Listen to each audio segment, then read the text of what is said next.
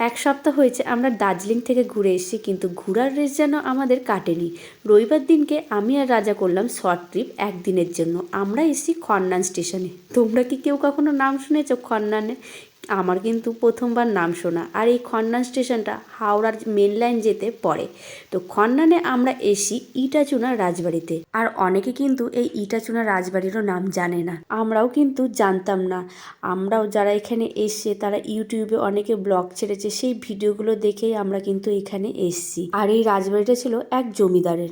1766 সালে জমিদার সাফল্যরাম কুণ্ডুর কর্তৃক এই রাজবাড়িটা বানানো হয়। আমাদের চেকিং ছিল 12টার সময়। আমরা কিছুটা আগে চলে এসলাম বলে তাই আমাদেরকে দিয়েছিল রেস্ট রুম, আর পাশেই ছিল ওয়াশরুম। প্রতিটা রুমই ভীষণ পরিষ্কার পরিচ্ছন্ন, কিন্তু দেয়ালগুলো দেখেই তোমরা বুঝতে পারবে কতদিনকার পুরনো এই রাজবাড়িটা। রেস্টরুমে কিছুক্ষণ বসার পরে আমরা গেলাম রিসেপশনে। রিসেপশনের পাশে ছিল প্রচেষ্টাতে এইখানে অনেক মহিলাই তাদের নিজেদের হাতের কাজের জিনিস বানিয়ে এক্সিবিশনের মতন করেছে। কারোর ভালো লাগলে সেখান থেকে সেই জিনিস কেনে। আমরা এলাম তারপরে রিসেপশনে। উপরের সিলিংটা দেখেই তোমরা বুঝতে পারবে কতদিনকার পুরনো এই বাড়ি। আর প্রতিটা ফার্নিচারও কিন্তু আমার দারুণ লেগেছে। আর পাশেই ছিল কাছারি মানে অফিস। সেখানে গিয়ে রাজা চেকিংয়ে যা যা ফর্মালিটি দরকার সেগুলো সব কিছুও করলো। আর দেখো তোমাদেরকে একটা জিনিস দেখাই, এই তাসগুলো বলো তো কী দিয়ে তৈরি? তখনকার সময় তাস হাতির দাঁত দিয়ে তৈরি।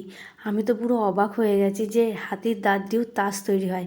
যাই হোক, আমাদেরকে ওয়েলকাম ড্রিঙ্কে দিল শরবত, একদমই ঘরোয়া গাছের লেবু দিয়ে তৈরি। ঘরে যেরকম আমরা শরবত বানাই তার মধ্যে একটা করে আইস কিউব দিয়ে দিয়েছিল। যাই হোক, আমাদের চেকিংয়ের সব ফর্মালিটিস হয়ে গেছে, আমরা গেলাম আমাদের রুমে।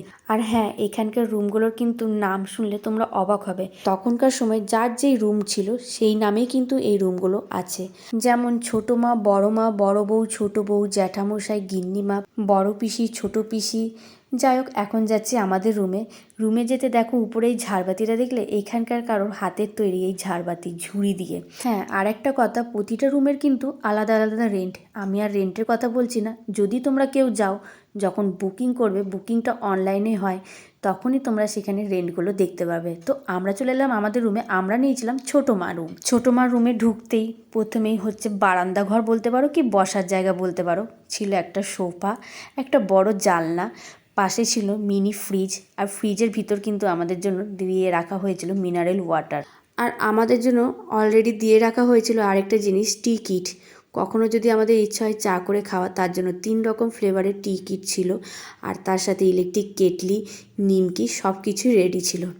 আর বেডটা দেখো, আমি তো বেডটা দেখে ভীষণই অবাক হয়ে গেছিলাম। আর তখন আমার মনে পড়ছিল তখনকার সময় আমরা যে যে সিনেমাগুলো দেখেছি সেই সিনেমার কথা। বাঞ্ছারামের বাগান বলো, পূজার সিনেমা বলো, এরকম ধরনের আমি বেড দেখেছিলাম। আর আজ আমি এই বেড এরকম দেখতে পেলাম নিজের চোখে। আর এই বেডটা এত অগোছালো দেখছো, এটা আমার পপু এসে আগে তছনছ করে দিয়েছিল। তো এইটা গেল গিয়ে বেডরুম, পাশেই ছিল টিভি।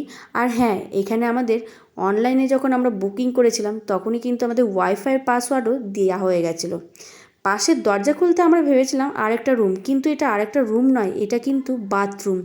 এত সুন্দর বাথরুম হয় এ তো আমরা টিভিতে দেখেছি, আর সেই বাথরুম এখন আমি নিজের চোখে রিয়েলে দেখছি। মানে আমাদের দুটো রুম মিলিয়ে এই বাথরুম হবে। আর বাথরুমের মধ্যে তো রেডি করাই ছিল শ্যাম্পু, শাওয়ার জেল আর ময়শ্চারাইজার। আর 3টে টাওয়াল দেওয়া ছিল। আর এই সাইডটা ছিল আলনার মতন জামা কাপড় রাখার। আর সব মেয়েদের পছন্দের জিনিস, যেটা আমারও ভীষণ ভালো লেগেছিল, এই ড্রেসিং টেবিলটা। তখনকার দিনেরই সব আসবাবপত্র। আরাম কেদারটা তো আমার পুকুর স্লাইডিং হিসেবে ব্যবহার করছিল। বাথরুমের উপরেও লাগানো ছিল ঝাড়বাতি, সাথে 2টো ফ্যান।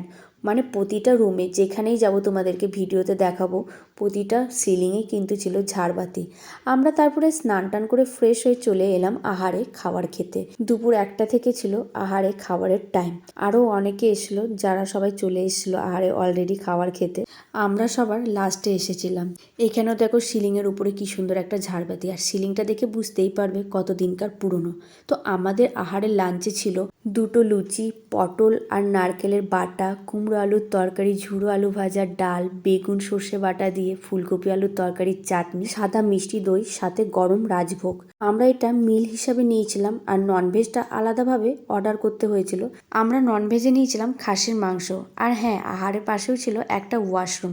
তো আমাদের তো লাঞ্চ কমপ্লিট হয়ে গেছে, এখন আমরা যাচ্ছি ছোটো মার রুমে রেস্ট নিতে। বিকাল 5টার সময় একজন গাইড আসবে, যে গোটা রাজবাড়ি ঘুরে দেখাবে আর রাজবাড়ির সম্বন্ধে গল্প বলবে। তো নেক্সট পার্টে রাজবাড়ির সম্বন্ধে গল্পটাও তোমাদের সাথে শেয়ার করব।